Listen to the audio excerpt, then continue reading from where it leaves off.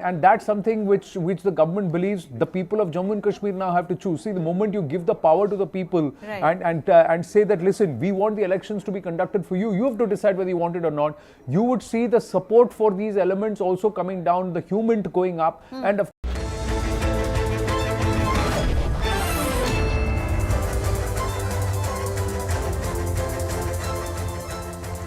Welcome everyone. Thanks for staying with us. You're watching Plain Speak with me, Shivani Gupta.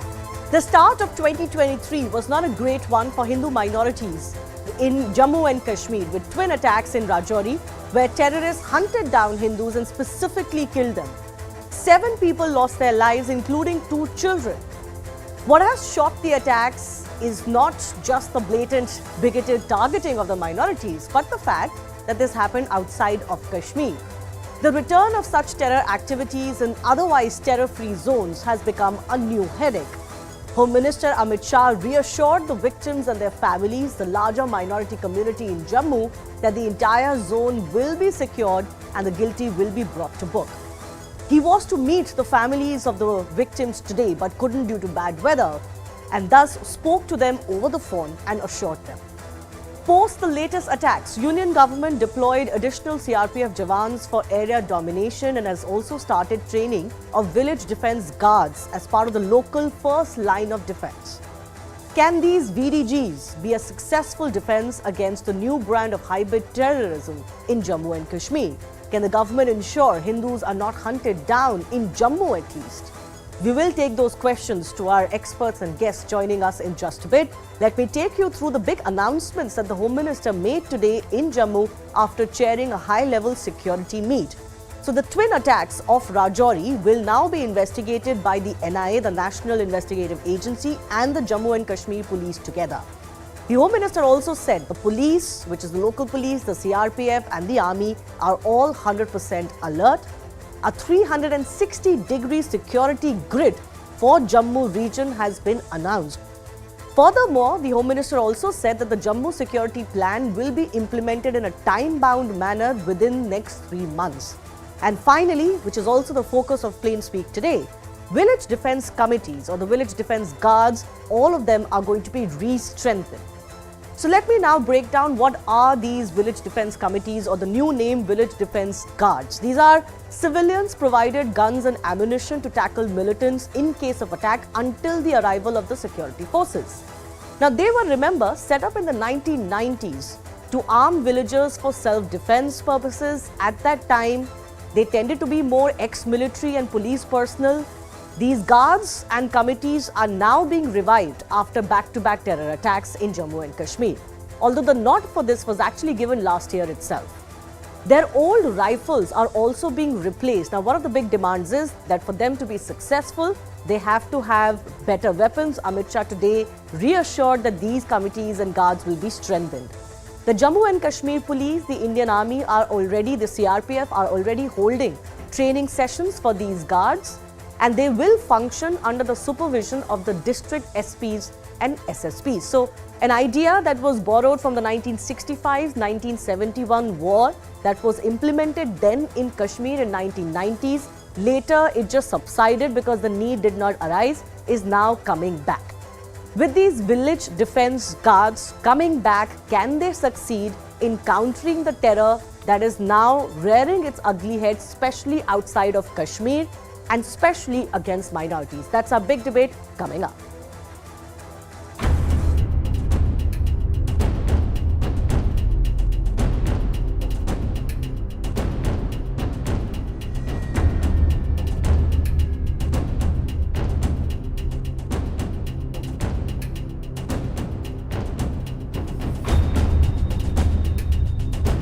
इस संपूर्ण 360 degree सुरक्षा का चक्र बनाने का आज सभी एजेंसियों ने भरोसा भी दिलाया है और इस पर चर्चा भी हुई है।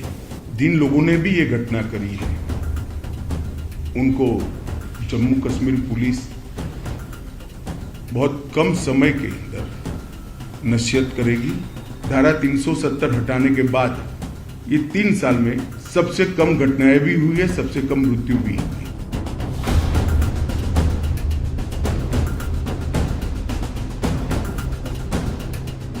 हम सरकार के आगे यही अर्ज करते हैं कि हम जो इन बेटों का कातिल है उसको जल्दी से जल्दी पकड़ के हमारे सामने लाया जाए। जैसे हालत उन्होंने हमारे बेटों की है, ऐसे ही हालत उनकी भी हमारे सामने होनी चाहिए। विलेज डिफेंस कमेटी को मजबूत किया जाएगा।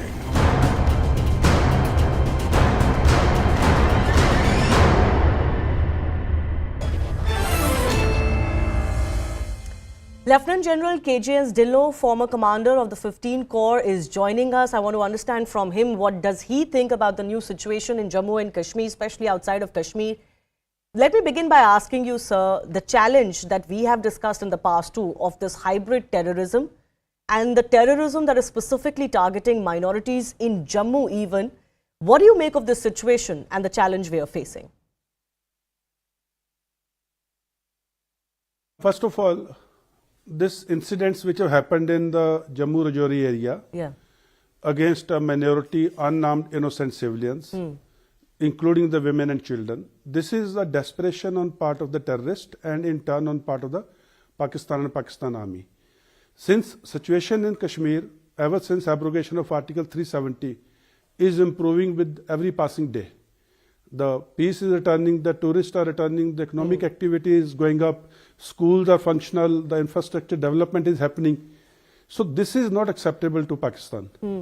As a result, what they are doing is they are picking up innocent children, and as in Kashmir, the information is flowing because of public wants peace. So they have shifted their focus towards Jammu region to remain relevant and remain in news. Okay. So that the domestic constituency in Pakistan, where the economy is failing, the politics is in turmoil, their diplomacy is in doldrums, the military is facing a lot of corruption charges and other. So to divert attention from the local issues, they are doing this.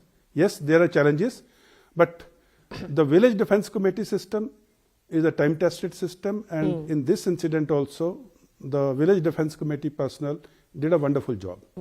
However, they need to be upgraded, wherein they get a better weapon systems, they get better night vision devices, they are interconnected. That means one village defense committee can come to the aid of the second village defense committee, as also they got to be connected to the nearest police post, police station, army post, CRPF post, so that they all, within 5 to 10 minutes, the reaction must reach wherever the terrorists are stuck.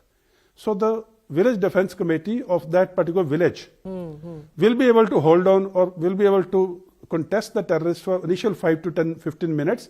In the meantime, there must be a reaction coming or the reinforcement coming, and this village defense committee must be assured that the reinforcement is on the way, so that they fight with that much more vigor. The sons of the soil, and they are protecting their village. So their determination is much more than anyone else. I was going to ask you about the village defense committees, but I think you've answered the question. I do want to ask you though, how will you respond to critics who say that the situation in Jammu and Kashmir has actually become worse? Because many people say, including certain victims, that the fear amongst the minorities today is as bad as it was in the 1990s. Situation in any terrorist infested area, there are certain indices, there are certain parameters which tell you how bad the situation is.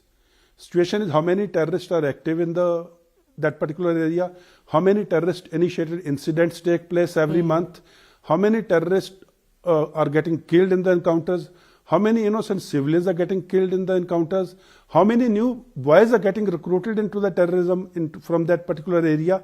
So all these parameters, indices, would tell you what was the situation in 1990 or what is the situation today. Having known the situation of 1990 since I was there and knowing the situation today, all these parameters, most importantly the recruitment of the local boys, all these parameters are on the downward decline, and situation is just not as bad as 1990. It is much better, but not. Having said that, we need to improve it further. We need to make it absolutely peaceful. So there's a work in progress. The residual terrorism activities, they will take a little time, but they are on the last leg now. Okay. I'm speaking to you on a day when the Home Minister was in Jammu. He also talked about these village defense teams. He talked about a security grid and making Jammu absolutely secure. Apart from, let's say, the VDCs or the VDGs, what else do you think needs to be done to overcome this new challenge of hybrid terror?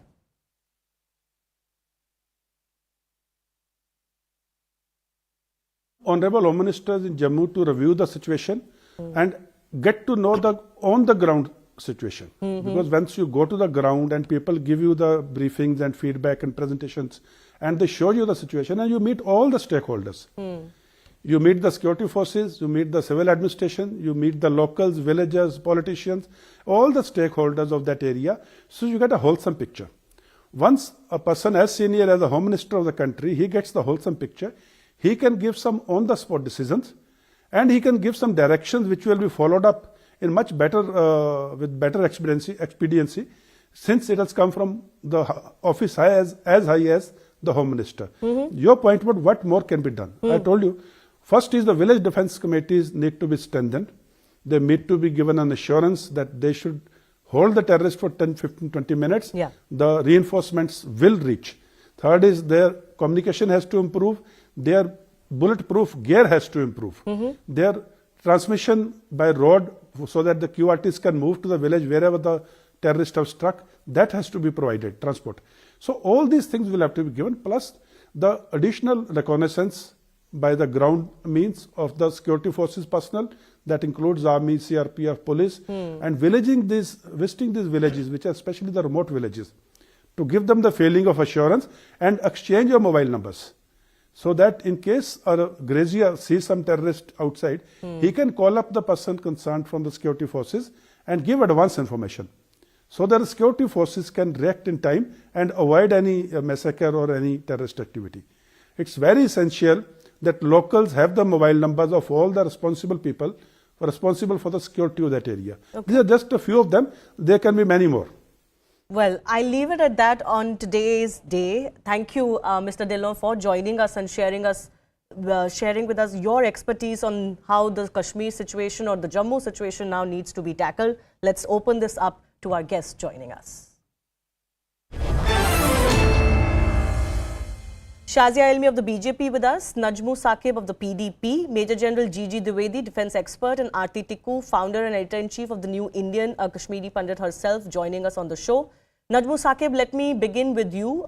You must have heard what the Home Minister has said. He has reassured that not just the victims of the latest terror attacks, but just terrorists in general, terror in general is going to be tackled and nobody is going to be spared. There is going to be a revision in the security plan, especially for, let's say, the Jammu region. Your thoughts on what the Home Minister has assured today? The fact that 7 lakh security forces deployed in Jammu and Kashmir cannot provide protection to civilians, I think makes it amply clear what is the situation right now in Jammu and Kashmir. It's terribly sad to hear a highly decorated officer like General Dillon saying that army as an institution and security forces as an institution cannot provide security to the common man, and we need to arm civilians for their protection. I think, in our opinion, we have time and again said that this is a highly complex situation, and arming civilians in a conflict zone has always been counterproductive. We have, terrible experiences from 90s, how human rights violations were committed and how unaccountable these VDCs have been. If government is serious about providing civilians, let them, properly induct these, train them properly and induct them as SPOs. We have a provision called as SPOs in Jammu and Kashmir Police. Why does government not explore Earlier, that option? These committees used to include what is referred to as the SPOs itself. But you are saying that you are not in favor of this move of the village defense guards coming back, despite the fact that they seem to be very effective first line of defense, at least temporarily, till forces arrive? Absolutely not. Look, I have told you that we have, such a heavy security presence, not just in Pir Panjal region, but across J&K. It doesn't make any sense in a communally charged atmosphere to arm unarmed civilians. And look, we have to look at things holistically. From the very word ab initio, we said that BJP playing politics, Gujar and Pahadi card in Pir Panjal region they are sacrificing national interests at the cost of their political interests. So we said, we were very open at that point of time as well. Okay. And look, we have to look at this, we have to look at the situation not just not just about these killings, but what is happening overall in Jammu and Kashmir. We have a significant minority. I mean, Kashmiri Pandits who are on protest for last 250 days. Their names, their addresses, their designations are leaked every day, and no one has been held accountable. They are being killed in broad daylight, and we were promised on the floor of the House that it is 370 and 35A which is the main cause for violence and terrorism in Kashmir.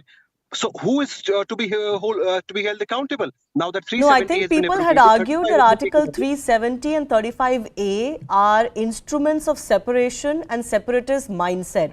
The terror as such comes from across the border. I don't think anybody has been in denial of that. These are two very distinct properties and distinct outcomes. But let me go across to our other guests. Before I bring in Major General G.G. Dwivedi as the expert, Shazia Almi, please respond to what your counterpart from the PDP is saying, that virtually all of your policies, even in the aftermath of abrogation of Article 370, seem to be failing. First of all, I would like to express my condolences, as I do it from the rest of India, I think, to the families of the bereaved, of the deceased. And I really would like to say that I cannot disagree more with the PDP spokesperson. It is exactly for all the reasons that he mentioned as to why the village defense guards have to be there. After all, it is with the combined intel and the local support that one can fight and mitigate threats of terrorism. So I just cannot disagree more. And I think it's a very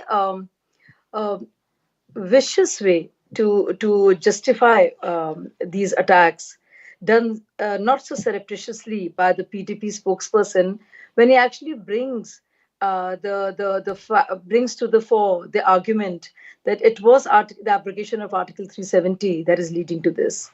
That is far from true. And I think some very important decisions have been taken. Of course, the situation has to be assessed. But to say that a senior officer like Lieutenant General Dillon does not know what he's talking about, and that we need to aid, we need to provide ammunition to the civilian, cannot be further from truth. We need to work with the locals, with the village committees, with the village defense guards, along with all the stakeholders and the agencies to ensure full protection of the people of Jammu at this point of time. The twin attacks at the Rajouri are so Okay. lamentable. But I do not at all agree with the arguments mentioned by PDP, and I think this is there cannot be a worse justification of what is going on. Okay. Well, I don't think I'm one that accepts justifications for terror in any case. And the situation in Kashmir, we all know why it is what it is. We don't need to fool ourselves. But we do have to assess what the situation today is. And I've been trying to do that with experts. Let me go across to Major General G.G. Dwivedi also. As I understand, sir, this concept of arming a local civilian population is frankly not new. Not particular to Kashmir alone. This is something that was done in the 1965-71 war as well, and then it was done in Kashmir as well. I've read that there were similar actions done in Punjab too to counter insurgency or militancy. So I want to understand from you, is this a good way, or can there indeed be, as the PDP representative is saying, some counter effects of doing something like this? Is this a twin-edged sword? Well, Shivani, firstly, I'd like to give you a ground view because for better part of my service, Yes. I have spent in Valley on both sides of Punjab, Manipur, Nagaland. So I would like to start with a couple of very subtle observations, and I hope you'll have the patience to listen. First and foremost, please understand that we are in proxy war with Pakistan. It's not just a terrorism. It's not just all instances. There is a proxy war being orchestrated by Pakistan. Unfortunately, our responses are tactical. We are sometimes looking at north of Pir Panjal, sometimes looking south of Pir Panjal, sometimes looking at Punjab. But we need to have a strategic look at this, that this is a one war. And for us, India's border is one front. Point number one. Secondly, this proxy war is orchestrated depending upon how the situation played out. Right. When the summers are there, there's a more heat in the valley. When the passes close, the focus shift to the south of Pir Panjal. And this is not the first time that terrorists are stuck in Rajouri. 2 years back, we had the operation for 45 days and we could not get them.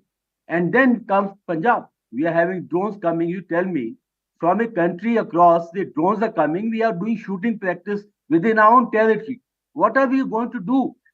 What is happening inside Pakistan? So until we are able to deter what is the orchestrated party that is Pakistan, this is not going to stop.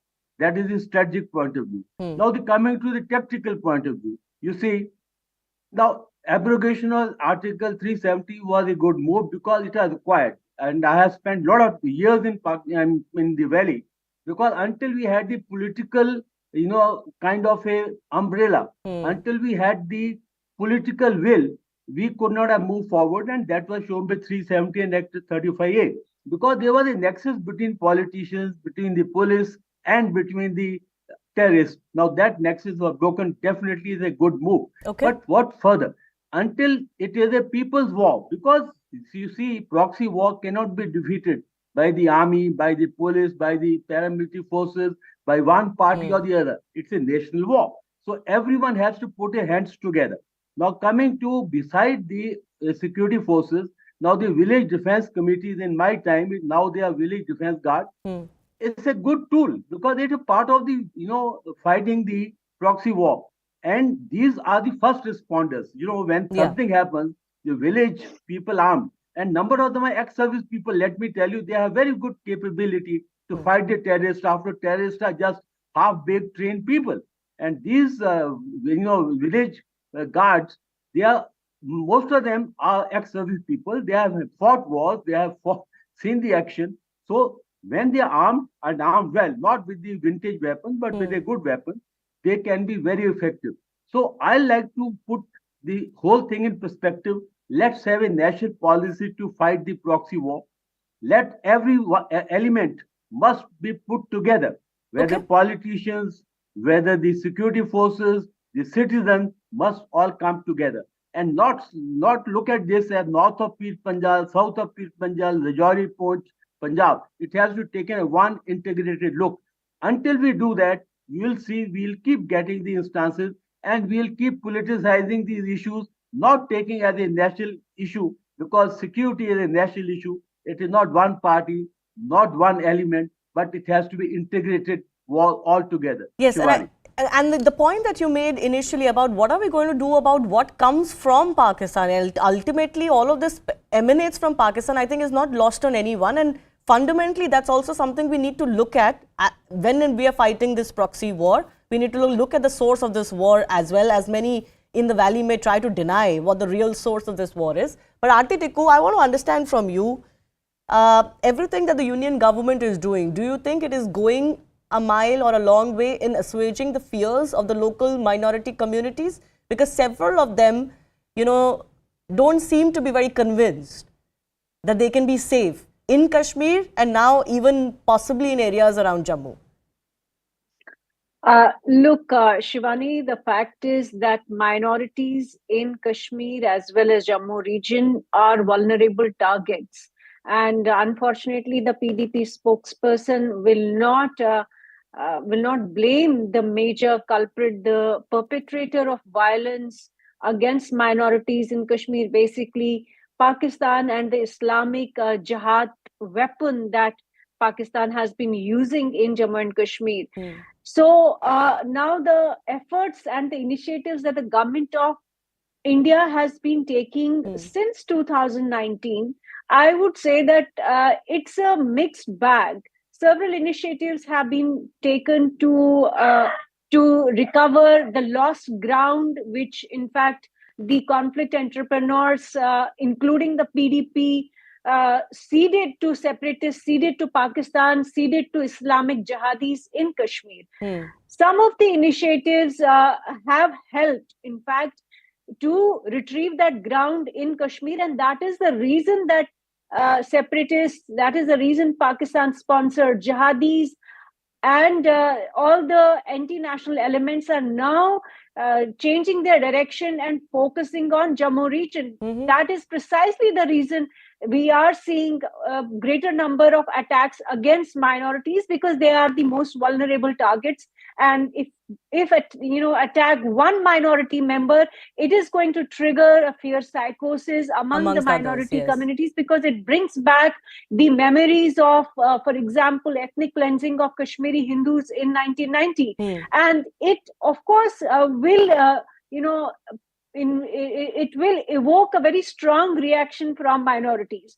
But the point is this, that the initiative to basically arm the village defense committees, village defense guards in Jammu region, I think is the right measure, is the right step in the right direction, because you cannot fight, as General Dwivedi rightly said, you cannot fight this proxy war through conventional means, through deploying security forces across the state. We have done that.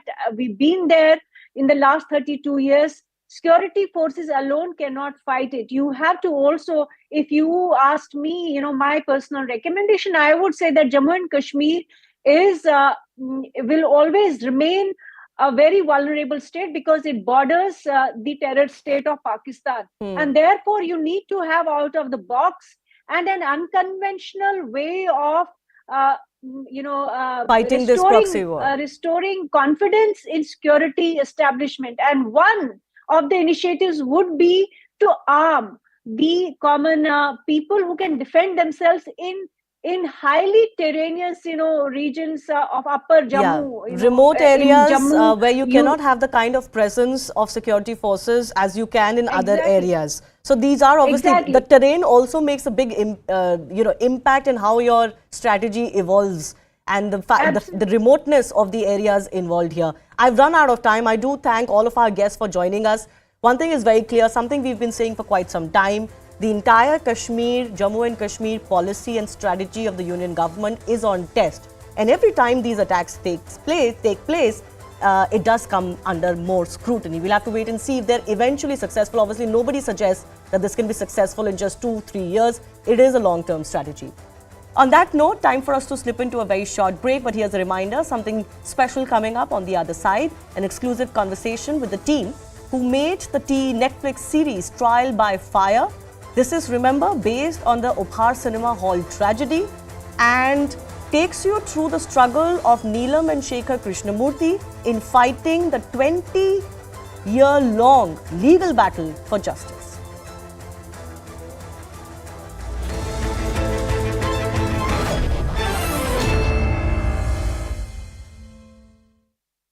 Neutralized 53 or 57 out of the 186 were all commanders of various tanzeems. So these tanzeems are also now headless, and more people are realizing that the more there is work, flourishing and opportunity to earn, opportunity to get a life of respect and sensibility, people will opt for that. And that's something which the government believes the people of Jammu and Kashmir now have to choose. See, the moment you give the power to the people and say that, listen, we want the elections to be conducted for you, you have to decide whether you want it or not, you would see the support for these elements also coming down, the humant going up, and of course the neutralization of such terrorist elements being sent across from Pakistan also going down. And then of course, if there is an escalation that happens of infiltration and terror acts, it again highlights the fact that Pakistan is the epicenter of terror, and Pakistan is the one at fault, not India. Right. Anand Narasimhan and Manoj Gupta, they're getting us details about that political movement that is happening in the Union Territory of Jammu and Kashmir. And that is the message with which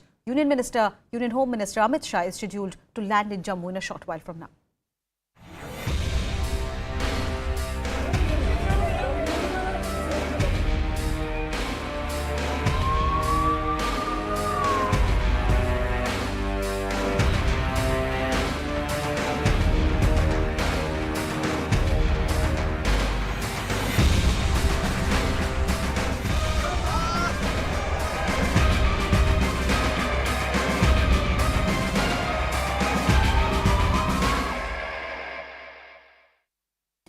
Union Home Minister Amit Shah will be heading to Jammu and Kashmir's Rajouri district in the wake of the twin attacks that happened in Rajouri in January. This was on the first 2 days of the new year. He will be taking stock of the security situation and is also likely to meet the family members of the victims of the Rajouri terror attack. After meeting them, the Home Minister will also chair a high-level security review meeting with officials. If you recall, 4 people were gunned down in the evening of 1st of January and 2 children were subsequently killed when an IED went off. And since then, there has been a lot of anger in that area as to how these terrorists have not been brought to justice. Home Minister's visit to Rajouri is meant to assure the people in the region that the security grid is going all out to bring them justice, and the political establishment of the country is standing firmly with them. Amit Shah जो है जम्मू एक रोजा दौरे पे आ रहे हैं। डांगरी में वो फैमिली से मिलेंगे जो राजौरी किलिंग्स में जिनकी फैमिली चली गई उनसे मिलेंगे। वो उसके साथ साथ वो सिक्योरिटी रिव्यू करेंगे, सिक्योरिटी सिचुएशंस को रिव्यू करेंगे। मीटिंग होने वाली है उनकी। क्या लगता है आपको इस दौरे से? देखिए, हिंदुस्तान के होम मिनिस्टर हैं और मुझे खुशी है कि उनका फर्ज है आए इन लोगों को देखें, इन पे जो कयामत गुजरी है, क्योंकि बहुत गरीब हैं वो जो राजौरी के लोग हैं, बहुत गरीब हैं। उनके सिर्फ दिलजोई के लिए ना आए, उनको फाइनेंशियल असिस्टेंस भी दें कि उसको गरीबी से निकाल सकें और सिक्योरिटी को और भी मुनज़्ज़म करें जिससे कि ऐसे वाक़ात ना हो। Coming in from the Union Territory of Jammu and Kashmir, this is a mega CNN News 18 exclusive. Top government sources are claiming that the Union government is all set as far as conducting elections to Jammu and Kashmir are concerned. The announcement, as per government officials, could be soon. The Union government wants the democratic process to take shape and is satisfied with the progress in the state post Article 370 abrogation. Government feels locals are ready to participate in the election process. So this news is coming on the eve of Home Minister Amit Shah's visit to Jammu and Kashmir. He's slated to be in Jammu later in the day. He's also met the core group of the Bharatiya Janata Party leaders as far as Jammu and Kashmir is concerned. He had that meeting, and subsequently BL Santosh, senior leader of the party, also held a meeting on ground there in Jammu and Kashmir. So looks like as far as electoral preparations are concerned, at least BJP is off the block, and the central government officials are now telling CNN News 18, this is the information that our colleague Manoj Gupta has, that Jammu and Kashmir could see elections very soon. My colleague Anand Narsimhan is with me for more on this. Anand, any further details as to when the elections, what is the window that we are possibly looking at? Well, the talk is very, very hot about spring, because the delimitation exercise will be is already on its way and it's almost completed. There are also panchayat elections which need to be conducted. So there are at multiple levels. What kind of elections will they happen simultaneously over a period of say about 60 to 90 days? Will it all culminate? Now, those are modalities which have to be seen. But yes, Jammu and Kashmir, the Union Territory, will see elections very, very soon, and perhaps elections to the Assembly. Now, there are arguments and counter-arguments to this.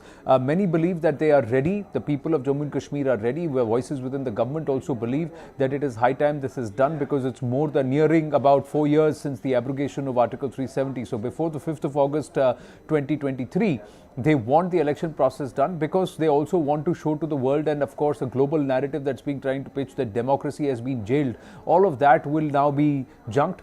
And of course, it's by default when the elections happen at the panchayat level and also the assembly elections, it's the people of Jammu and Kashmir who are casting their vote. And if they come out in huge numbers and vote and cast a ballot and elect a government of their choice across Jammu and Kashmir, across the various districts, the 20-odd districts between Jammu and Kashmir, then it is also telling the international narrative that this whole game or call for a plebiscite, UN resolution and all of that, this entire bogey of Pakistan totally fails. Right. And there is also a strong message that goes to Pak-occupied Jammu and Kashmir, saying the Union Territory of Jammu and Kashmir, that which is integrally a part of India, look what is happening here, how people are flourishing, how this place is flourishing, and see what Pakistan has done to you after being occupiers. But Anand, you can't really ignore that Pakistan, loses no attempt to push in.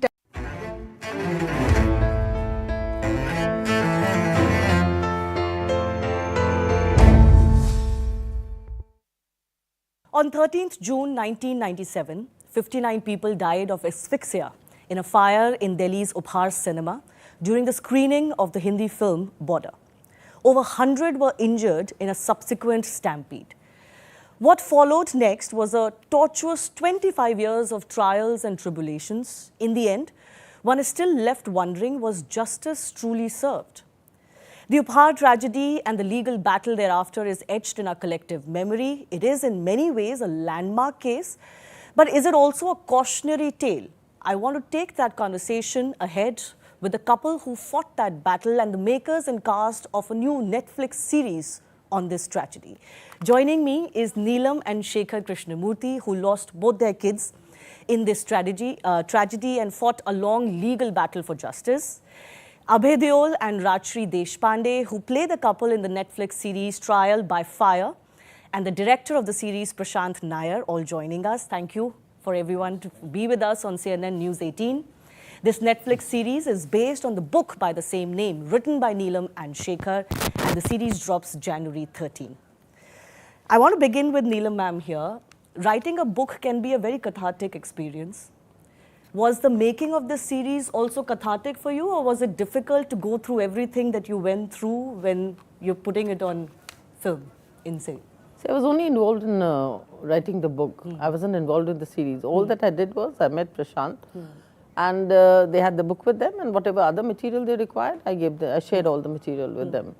So apart from that, I wasn't really, because I'm not a creative person and these people are, so I think I left the job to them. I think it was their best at doing what they want to do. But how does it feel that your story, which has been reported many times, it has of course been written about by yourself and others, is now going to be watched? That's a very different experience. Somebody is going to play you, somebody is going to, show the world what you went through. How is that experience for you? To be very honest, I wasn't interested. I wasn't. But Shekhar convinced me and the 2-3 of my friends who said, no, I think this is a story which needs to be told and the world must know what it is.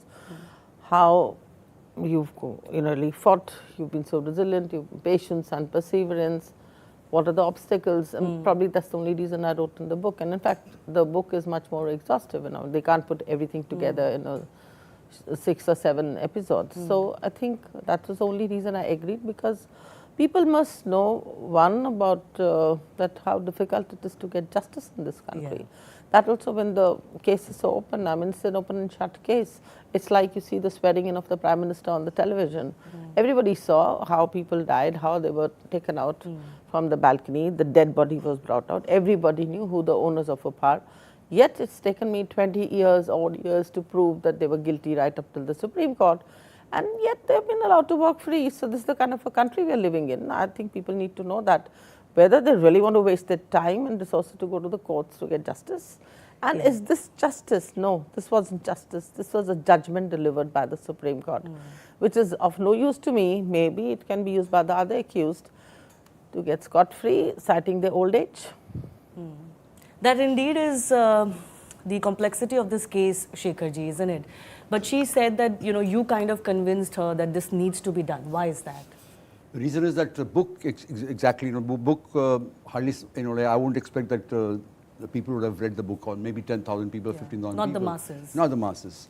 And I told her that, look, our story has to be told, because not because of me and Neelam have fought the case, but the reality, what is the importance of fire safety in this country, and how a common man has to struggle to get justice. That was important. And people must know before entering the court what they have to face. Like, a victim is actually totally eclipsed from the criminal justice system. If there are no victims, I say that if there are no victims, you don't need courts. So we have to face so much of humiliation in the court as victim. Each time we are asked, what's your locus standi? Why you want to be here? Because they say the state is fighting for you. But we know the limitations of the state. So we are actually, assisting the prosecution. And, believe me, we had to read the 45,000 pages of documents. We met the experts in all the fields to know, because we were a novice. Me and Neelam had not even seen the court. 97 was the first time we stepped into a court. So we didn't know the difference between a respondent and a petitioner. We didn't know anything. So we had to learn everything. We had to learn everything from start. So the only thing that Neelam asked me on 14th, I remember, 14th, he said, what do you want to do? Because everybody said, no, they're very big. How are you going to fight? You want to fight the system? I said, no, I'm with you. And being in business, I knew that I had faith in her, and I knew that she was an achiever. And I said, let's go, I'm with you. Regardless of everything that will come because your way. my take is that I could not spend a single rupee on 13th of June to save my kids. Yeah. So that was irrelevant. I used to be out of Delhi most of the time in the business. I said, no, it's worthless. Whom are you going to earn for? Yeah. So we said, look, we have to fight, we fight. But frankly speaking, we didn't know that we have to fight for 25 years, 20 years to get justice. And then in the end also, as she's saying, is that truly justice? Well, it's a cliche. It's a cliche. In a country, when it's justice delayed is justice denied, it's actually a cliche now. It doesn't mean anything. You hear all the anchors talking about it. But very frankly speaking, justice is always denied in our country, barring a few who are rich and powerful, or the politicians. These are the only people where justice is delivered and the matters are heard early. Otherwise, ordinary citizens, 97% of the Indians, justice is not delayed. Or if there is a public outrage, yes. As in case of Jessica Lal or Nirbhaya, justice delivered within 1 year. The rest of us can wait for eternity. Yeah, and then what point is there? Prashant, I want to understand from you as the director and the maker of this series, why the Upar tragedy? What drew you to make a film or a series on this? When did you start on this and why? So, apart from everything they've said about, how avoidable this tragedy was, if the right precautions had been put in place and the right policies were in place, and the failure of the judicial system to deliver something that should have been obvious and deserved. Aside from that, I mean, look, you've spoken with them. I find them to be two incredibly inspiring individuals.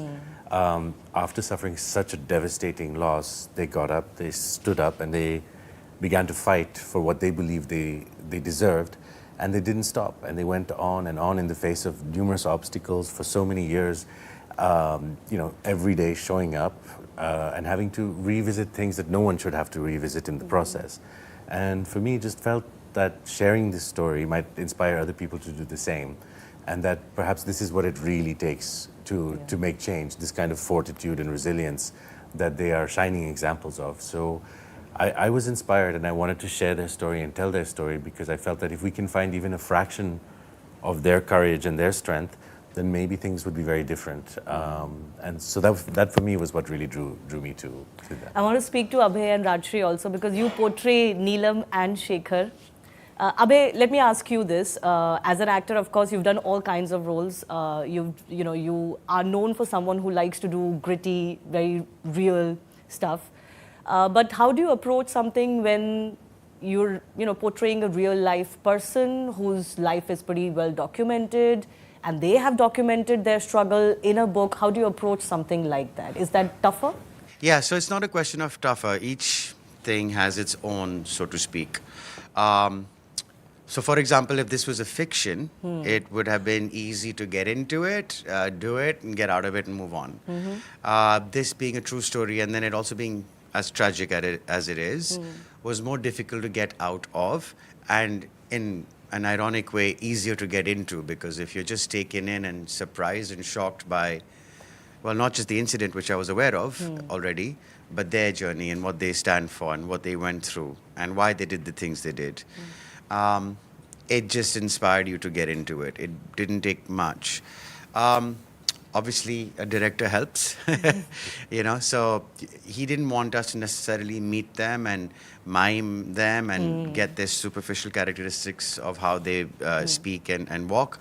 His instruction to me was, I want the reality to come out here. I want you to feel it. I want you to be relatable. You're both urban, middle-class people. There's no difference between you and them.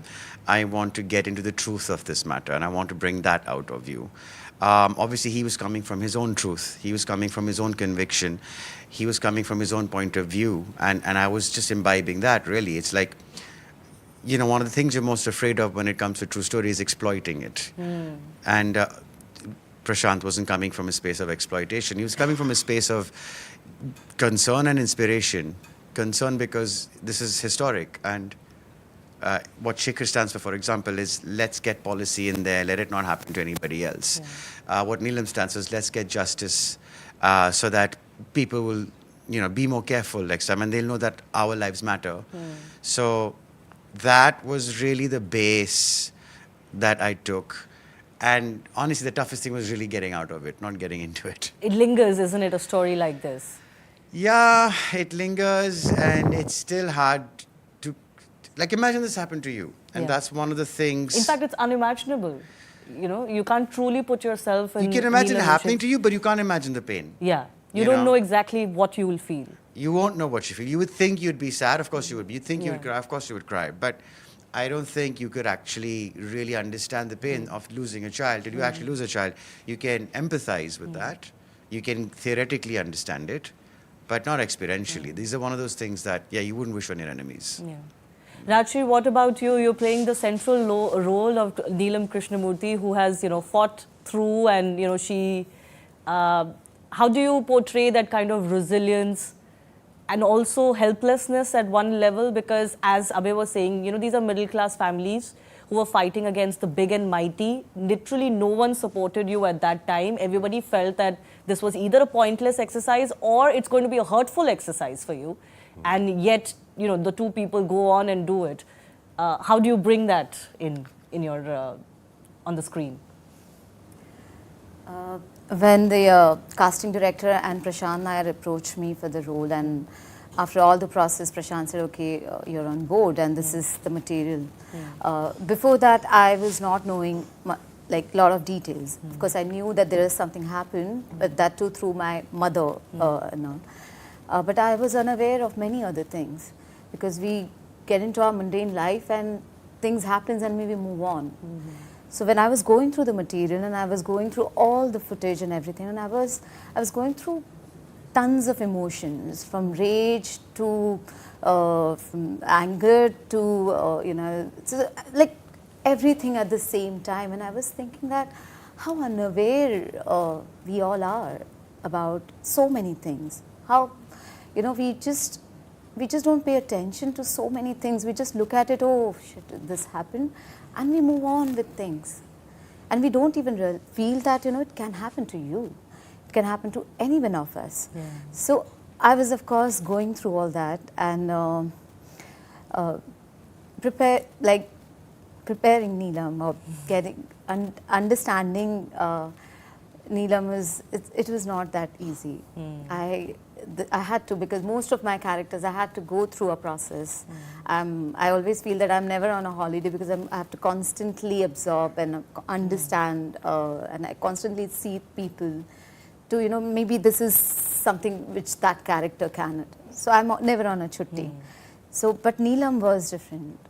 Neelam, I had to understand, to find, basically what he said, find the emotional truth. And that's what it has to go deep inside me. So the strength was the first thing it came into my mind. As a mother, how Neelam has approached, like how Neelam has lived 25 years with that. I had to go through everything. Of course, it's a 1-year journey we had, but the reality, the deep, going through the deeper emotions was the first thing for me. So the preparation was till the last day. So, Neelamji, a lot of people will want to understand, where did that strength come from? Because in countless tragedies in our country, people have lost their loved ones and near and dear ones. But there are very few stories of individuals like you who have fought the battle regardless of how difficult it is for over 2 decades. Is it possible for you to encapsulate where that strength came from? Was that just purely the strength of a mother wanting justice and dignity for the life and death of their children, or more? No, my life revolved around my children. And when they were gone, I didn't know what I was living for. And I realized, I would do anything for my children, because my son was an asthmatic. So I would have to be alert all the time, be able to rush him to a doctor anytime and everything. But then it didn't mean that if there were no more, so my duty as a mother was over. So then Shekhar asked me, what do we do? So, and I told him I need to fight to get justice. I think what was important thing was that he stood by me and he believed in me, what I did, and he said, I'm with you, whatever you decide, we'll go ahead and do it. He didn't tell me, okay, you know, like others were suggesting, that maybe start a family, have another child. I mean, it's not that you can replace your children, they're not toys. So yes, then I promised my children, and some others promised to her children, that I promised to Unnati and Ujjwal, come what may, I will get justice for you. Doesn't matter how difficult it is.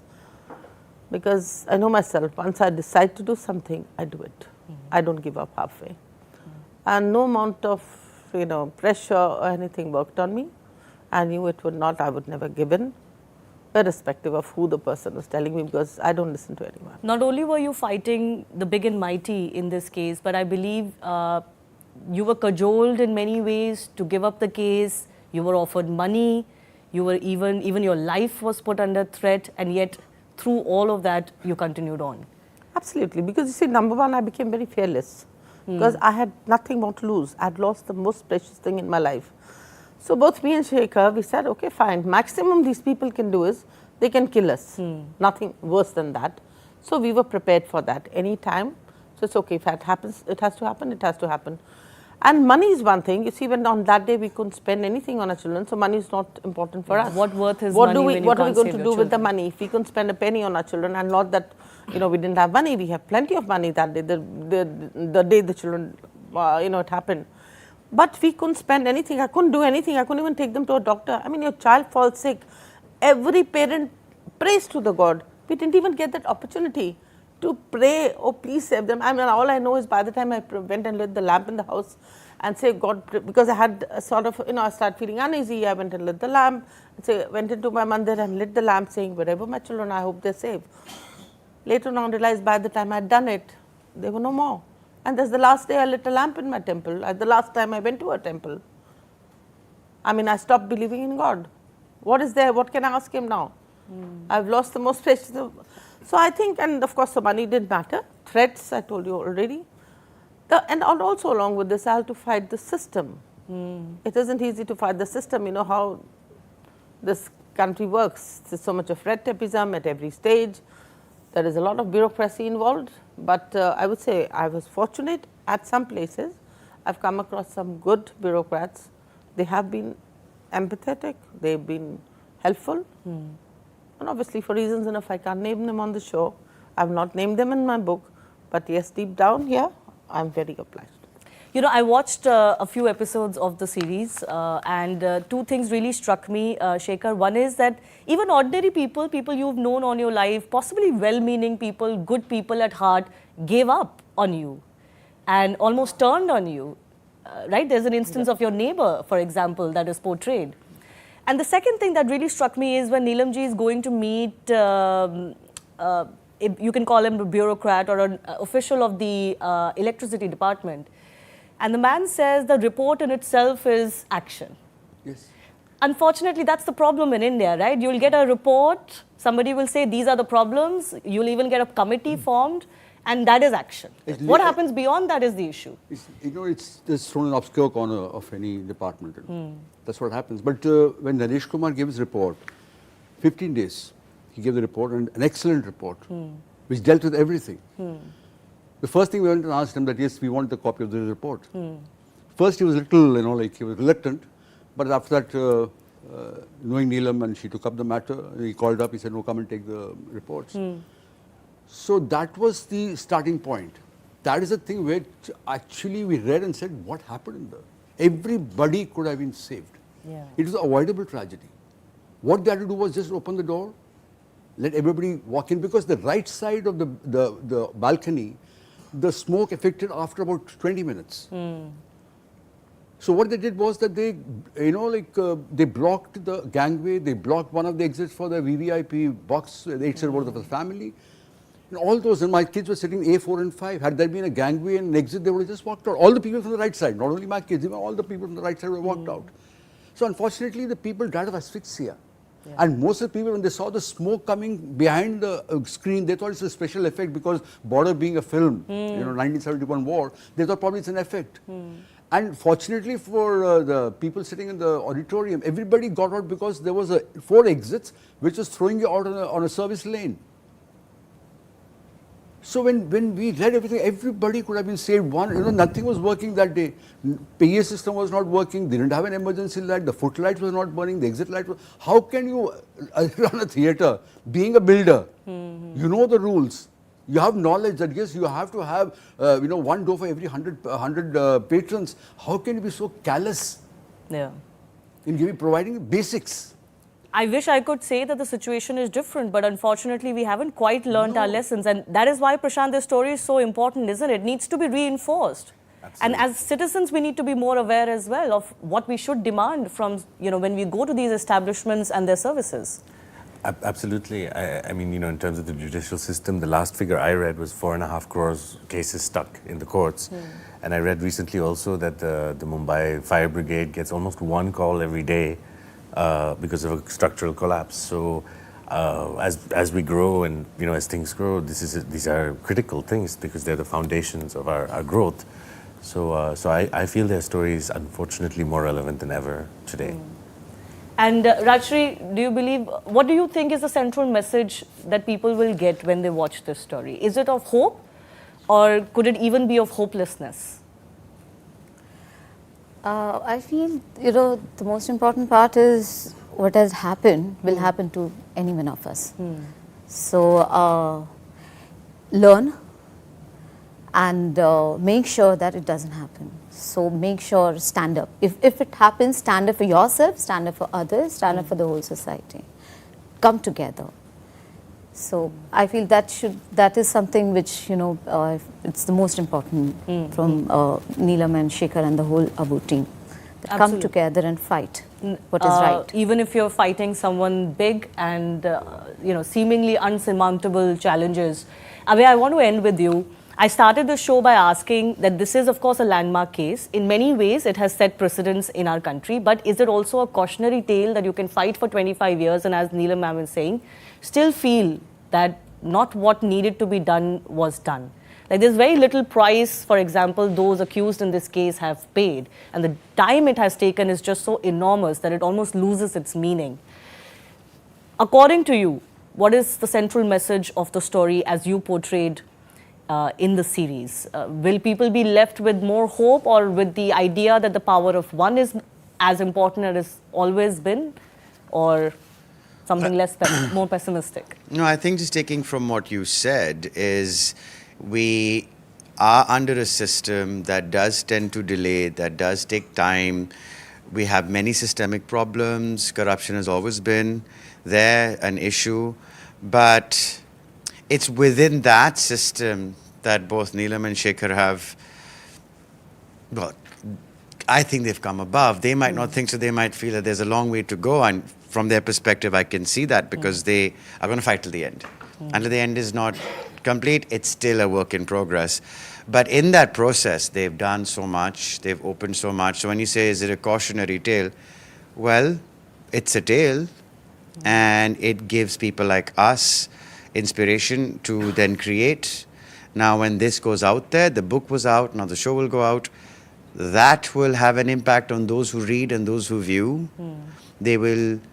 History will not be forgotten. The lives lost will not have gone in vain. So, there's always a silver lining to be found somewhere. Something as tragic as this, it's harder to do so. But you have to find that silver line, because that's what we are born for, I think, is to evolve, right? Evolution is a natural process. And this is that part. And sadly, it's the most tragic of things that pushes us forward to make change. We never learn from what we do right. We always learn from what we do wrong, from our mistakes. So I would say there's hope as long as people like Neelam and Shekhar are alive and do what they do, as long as the families who continue to stand by them and they work together as a team. They formed a community. Yeah. You know what I mean? Based on what? Human value. And they're not just fighting for themselves, for the likes of you and I. There's hope there. I don't see it as a hopeless case now. Well, that's a good note to end our discussion on. I do thank all of you for joining us, and many congratulations to the makers of the series as well. As I mentioned, January 13 is when the series drops. You can watch it on Netflix. Once again, many, many thanks for joining us here on CNN News 18. Thank you. Thank you.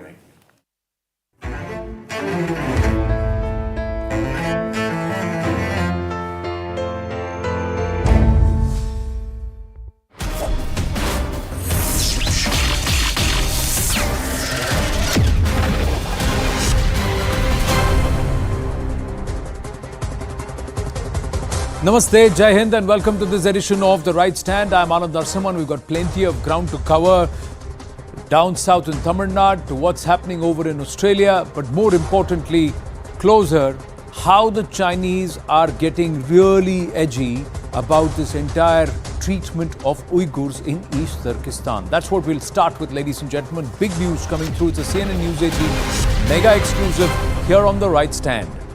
On this Right Stand exclusive, after Uyghur Chinese crackdown on the Kazakh journalist and activist, Kazakh journalist Zum Atay was arrested by China police for installing Instagram and other social media apps. Now, according to sources, these apps are not banned in Kazakhstan, and she forgot to uninstall this while she was visiting China.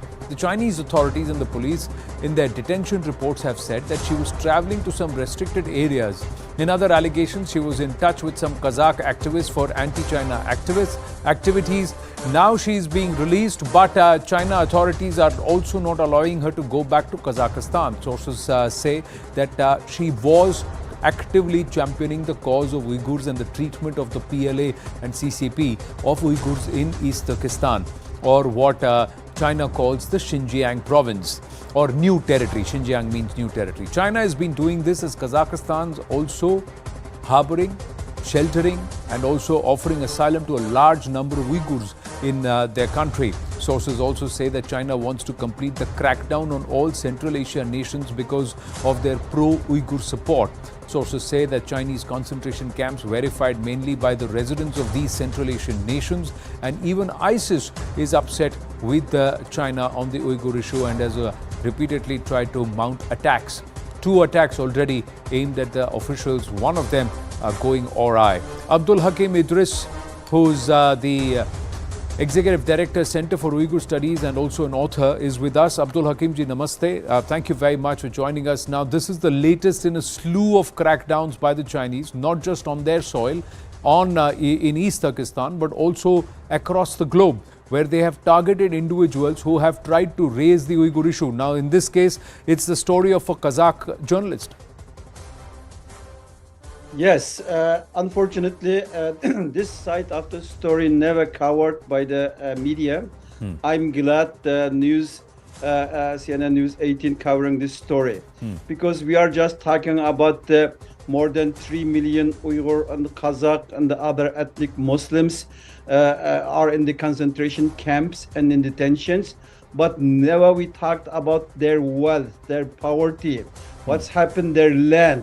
You know, when the communist government started this active genocides more than 6 years ago, they first seized the land from the owners, their poverties, their housing, even their monies, and